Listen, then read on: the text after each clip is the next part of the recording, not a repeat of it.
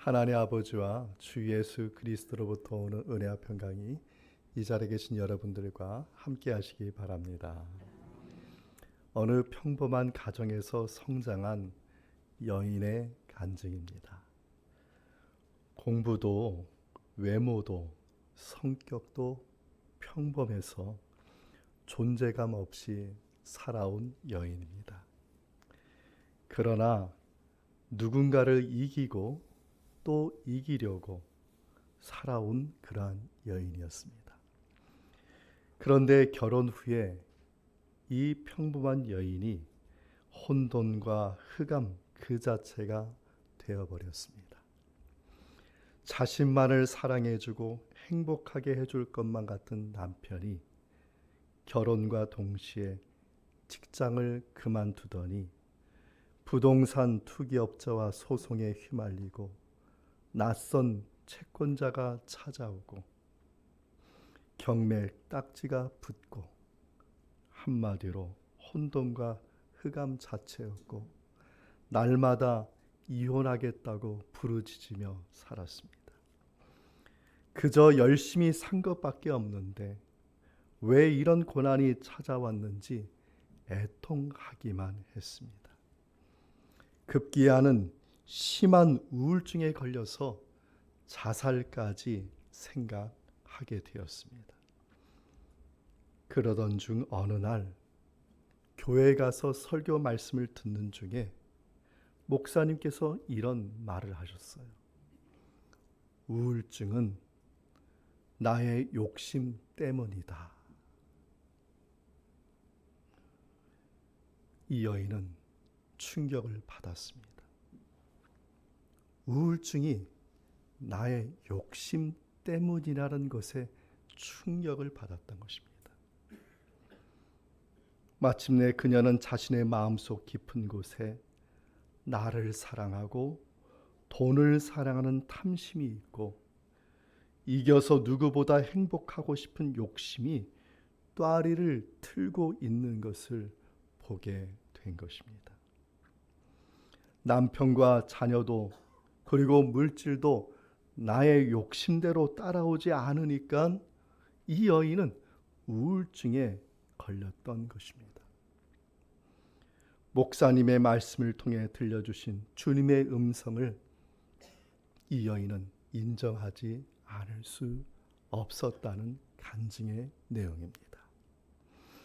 한 여인의 간증을 말씀드렸지만 남편이 돈을 조금 더 잘 벌어왔으면, 자녀가 공부를 조금 더 잘했으면 하면서 조금 더 바라던 이 욕심이 결국은 자신은 우울증에 빠뜨리게 하였던 것입니다.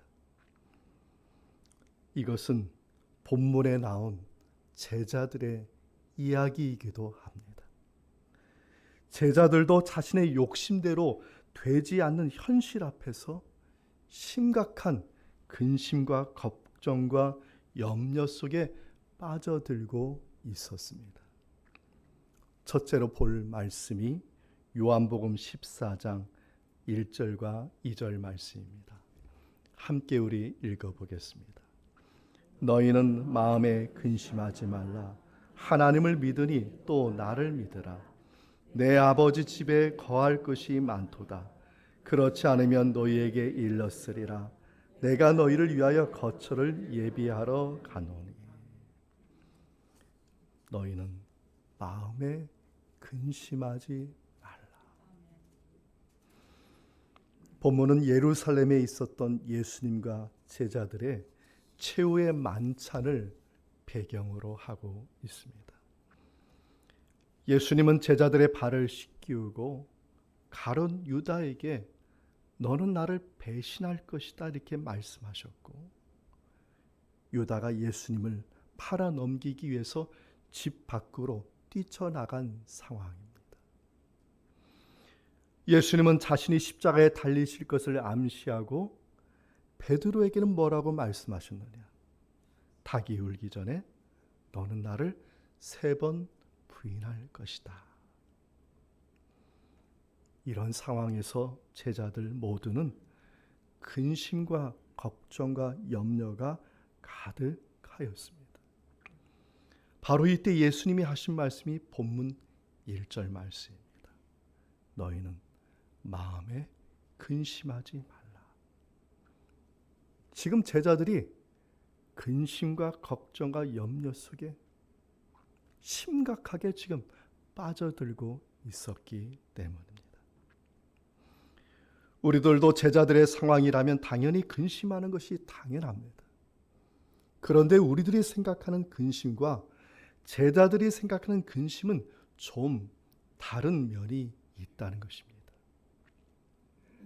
왜냐하면 제자들의 근심은 땅이 주는 화평이 깨질까 염려하는 근심이기 때문입니다. 제자들은 땅이 주는 화평을 위해서 예수님을 따라왔어요. 땅이 주는 화평이 뭡니까? 잘 먹고 잘 사는 것입니다. 처음에는 믿음으로 시작하였어요. 그러나 3년 동안 예수님을 쫓아다닌 결과가 뭐냐? 믿음이 땅에 주는 화평, 욕심과 탐심으로 변질되고 말았습니다. 그래서 그들은 그를 위해서 늘 다투었어요. 서로 싸웠어요. 예수님이 앞에 있고 예수님과 함께 있음에도 불구하고 늘 불만이 가득하고 불평이 가득하였습니다. 마침내 예루살렘에 도착했어요. 자신들의 욕심과 탐심이 이루어질 줄 알았어요. 조금 더 높은 자리에 올라가고 조금 더 많은 것을 소유하고 조금 더 형편이 좋아지고 세상의 만족이 채워지고 땅이 주는 화평으로 누릴 것으로 이렇게 생각했던 것입니다. 근데 예수님께서 죽으신다고 하니까 마음에 근심과 걱정과 염려가 가득한 겁니다. 앞서 말씀드린 한 여인의 가정과 간증과 유사함은 유사하였지 다를 바가 없었습니다. 그러한 제자들의 모습을 보시고 예수님이 뭐라고 말씀하셨어요? 너희는 마음에 근심하지 말라. 하나님을 믿으니 또 나를 믿어라. 이 말씀은 지금 제자들이 가지고 있는 잘못된 화평을 180도 바꾸라는 겁니다. 땅이 주는 화평을 행했던 그 마음과 그 태도를 하나님을 향한 화평으로 바꾸라는 거예요. 그래서 뭐라고 얘기합니까? 하나님을 믿으니 또 나를 믿으라.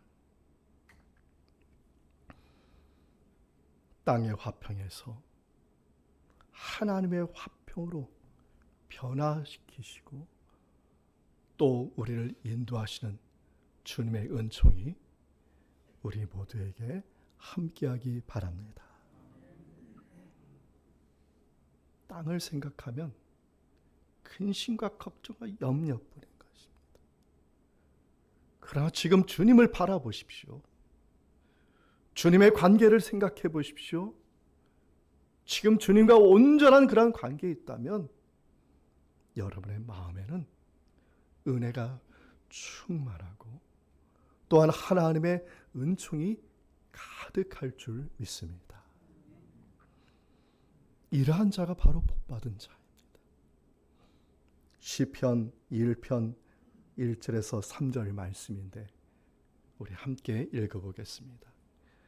복 있는 사람은 악인들의 길을 따르지 아니하며 죄인들의 길에 서지 아니하며 오만한 자들의 자리에 앉지 아니하고 오직 여호와의 율법을 즐거워하여 그의 율법을 주야로 묵상하는도다. 그는 시냇가에 심은 나무가 철을 따라 열매를 맺으며 그 잎사귀가 마르지 아니함 같으니 그가 하는 모든 일이 다 형통하리로다. 하나님의 관계 안에 있으니까 어떤 일이 벌어졌느냐? 시냇가에 심은 나무가 철을 따라 열매를 맺음과 같이 형통하게 되었다고 시편 1편의 시인은 고백하고 있습니다. 이 시간 우리들의 마음속을 억누르고 있는 근심, 걱정, 염려하는 모든 것들이 주님이 주시는 화평으로 사라지고 형통의 복이 충만한 은혜가 이 시간 우리 모두에게 함께하기 바랍니다. 그러나 주님과의 화평을 유지하는 삶 속에는 고난이 옵니다. 어려움이 옵니다. 고난도 오고 어려움도 오고 낙심도 옵니다. 그럴 때 우리는 이런 생각을 합니다. 주님은 어디 계신가? 세상과 불화 가운데 있어서 근심 걱정 염려가 가득한데 주님 과연 어디 있습니까? 때로는 부르짖기도 합니다. 둘째로 볼 말씀이 요한복음 14장 18절 말씀, 함께 우리 읽겠습니다. 내가 너희를 너희에게 오리라. 아멘. 예수님은 마음에 근심하지 말고 나를 믿으라 말씀하시면서 제자들이 거할 집을 예비하시고 다시 돌아오시겠다고 말씀하셨습니다. 마치 부모와 자녀가 집을 나섰다가 예기치 않은 상황을 만나서 자식을 홀로 남기고 부모가 어디론가 잠시 떠나야 하는 그런 분위기입니다. 광야에서 목자가 급박한 상황 속에서 양을 바위 속에 숨기고 갑자기 목자가 광야 속으로 사라져 버리는 그러한 분위기가 본문의 분위기입니다. 홀로 남겨진 자녀는 기다리는 시간이 고난이고 근심이고 염려이고 낙심이겠지만 그러나 중요한 것은 이겁니다. 부모는 절대로 자식을 버리지 않는다는 겁니다. 양에게 홀로 남겨진 시간이 고난이고 근심이고 염려가 될 수 있지만 그러나 목자는 자기 양을 절대로 버리지 않는다는 겁니다. 홀로 남겨있는 자녀와 홀로 된 양에게 부모와 목자는 참된 위로자가 있고 위로자가 되기 때문에 그 남겨진 자녀와 목자는 누구를 기다립니까? 부모를 기다리고 목자를 기다리지 않을 수가 없는 것입니다.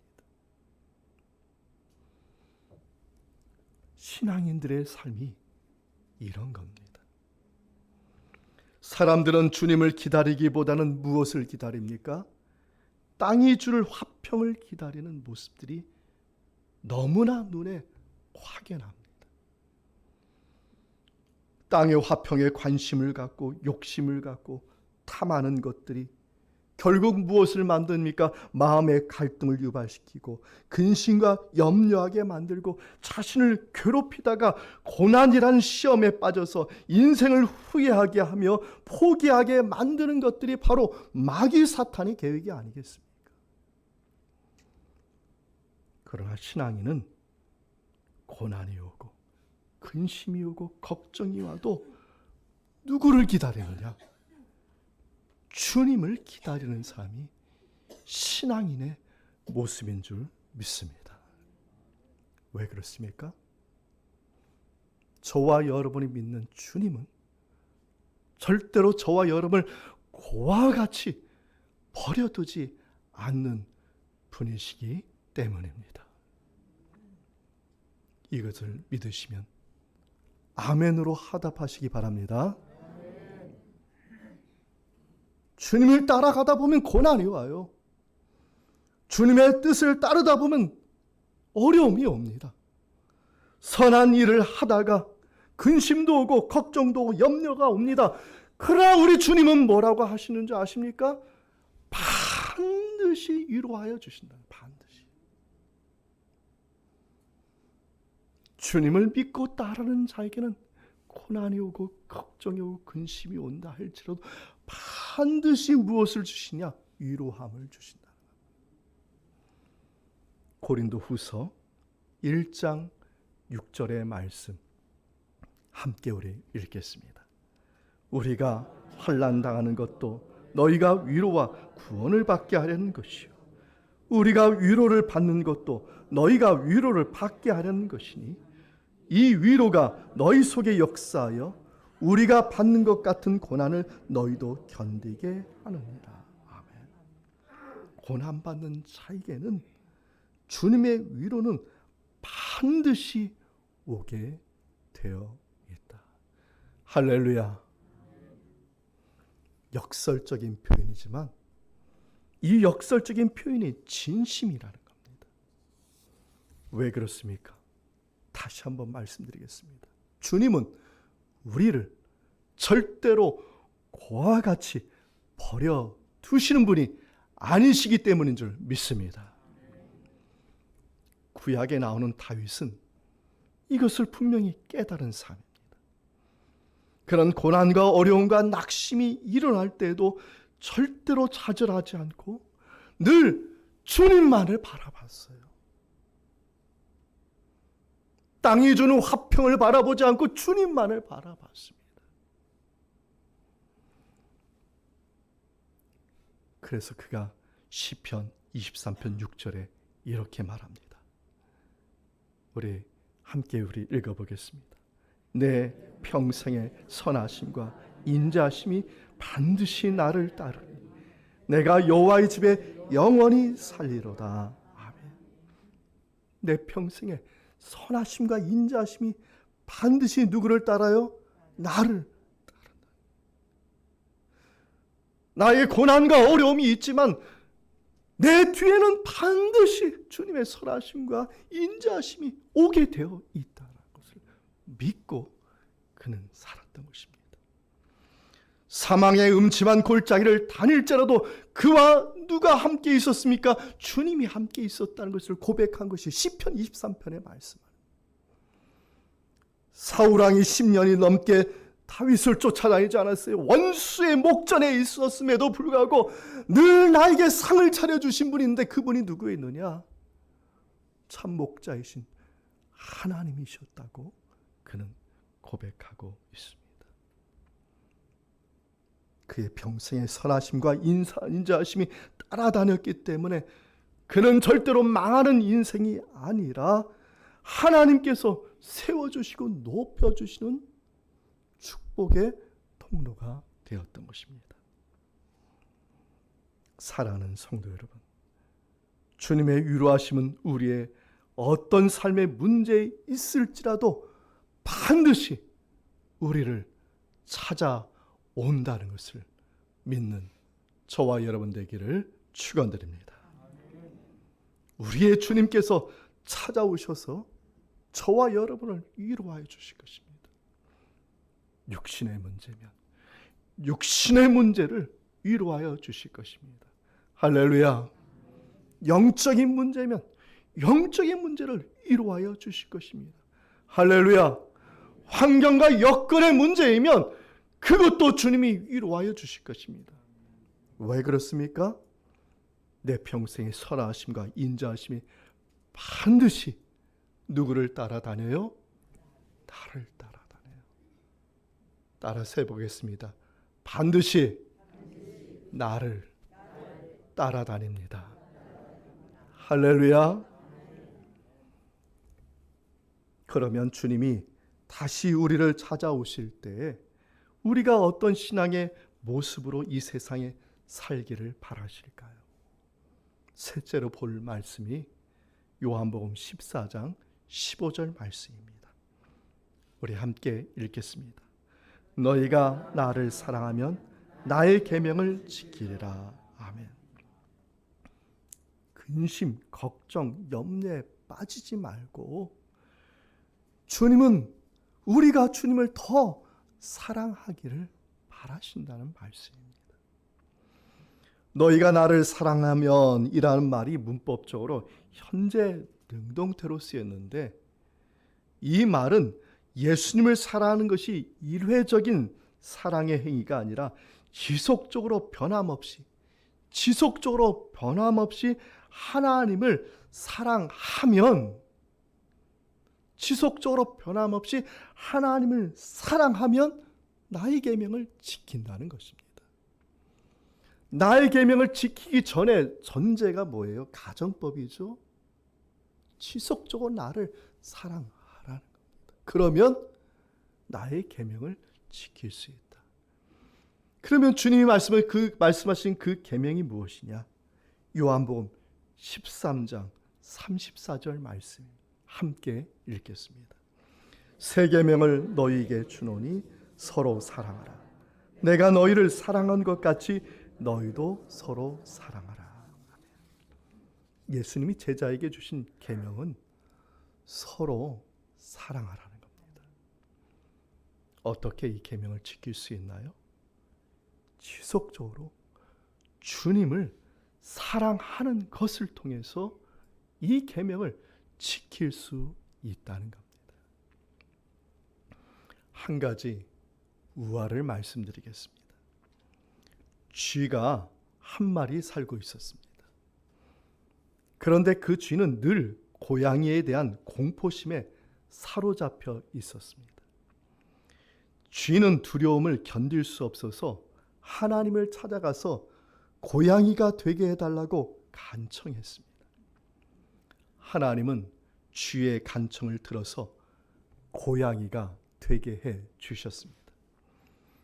그런데 마음이 두렵기는 매 한 가지였습니다. 이번에는 개가 무서워졌기 때문입니다. 쥐는 또 하나님에게 사정을 하여 개가 되었습니다. 그런데 문제가 해결되지 않았습니다. 그날부터 호랑이가 무서워졌기 때문입니다. 또 사정하여 호랑이가 되었지만 이번에는 포수가 두려워졌습니다. 하나님에게 사정하여 쥐가 포수가 되었습니다. 그런데 이번에는 사람들이 온갖 병에 걸려 죽는 것을 보고 병이 두려워 밤잠을 잘 수가 없게 되었습니다. 또다시 눈물을 흘리며 하나님을 찾아갔을 때 하나님이 이런 말을 했다고 합니다. 너는 도로 쥐가 되어라. 무엇이 되건 쥐의 마음을 버리지 못하고 있으니 나도 어쩔 도리가 없구나 라는 말을 했다고 합니다. 이 우화는 우리가 어떤 마음으로 삶을 엮어가야 하는지 충분히 말해주고 있습니다. 이제 계절이 봄을 지나 여름을 향해 달려가고 있습니다. 교회 주변에 꽃들이 많이 피어났습니다. 신앙인들은 그리스도의 꽃이고 향기입니다. 그리스도의 마음을 담고 살기 때문에 그리스도의 꽃이 되고 향기가 될 수 있는 것입니다.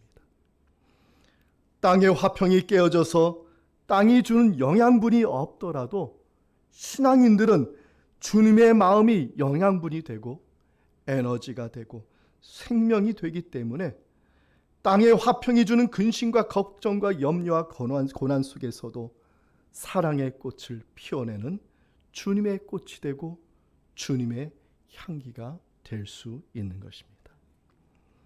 예수님은 제자들이 이러한 삶을 살도록 성령님을 보내주시기로 기도하셨고 성령님은 이러한 주님의 사랑의 꽃을 피워내는 삶을 살도록 우리를 도와주시는 분이십니다. 이것이 주님의 약속이고 주님의 뜻입니다. 이 시간 우리 모두에게 성령께서 충만하게 임하셔서 하나님께 영광 돌리는 주님의 마음과 사랑을 담은 꽃이 되고 향기가 되어서 주님의 계명을 실천해 가시는 은혜와 복이 함께하는 저와 여러분이 되기를 주 예수 그리스도의 이름으로 축원드립니다.